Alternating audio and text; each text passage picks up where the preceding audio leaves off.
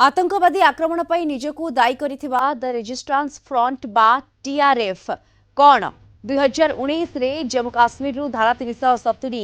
हटिबा परे गठन होइतला टीआरएफ प्रतिष्ठाता आतंकवादी शेख सजाद गुल जीए 14 जून 2018 रे श्रीनगर प्रतिष्ठित पत्रकार सुजात बुखारी को हत्या करितला 2022 रे शेख सजाद गुल को भारत आतंकवादी घोषणा करितला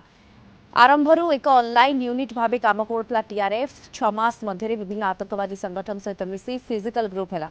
टीआरएफ को पाकिस्तान रो आईएसआई गठन करथिबा कुहा जाय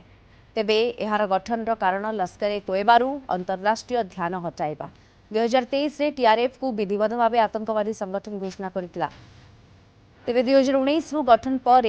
अनेक आतंकी गतिविधि सामिल होइछि टीआरएफ 2022 तथ्य अनुसार जम्मू एवं काश्मीर रे निहत मोट 162 आतंकवादी मध्य 108 जन टीआरएफ सहित जड़ित थे जवान एवं निर्दोष साधारण नागरिकों हत्या योजन सामिल थाए टीआरएफ निषिद्ध आतंकवादी संगठन गुड़ी समर्थन करने अस्त्रशस्त्र चोराचालान करें आतंकवादी निजुक्ति आतंकवादी अनुप्रवेश सामिल होता है 2020 मसीह बीजेपी कर्मी हत्या पर टीआरएफ को नहीं चर्चा बढ़ी टीआरएफ चर्चा को आसाला टीआरएफ आतंकवादी माने टार्गेट किलिंग करते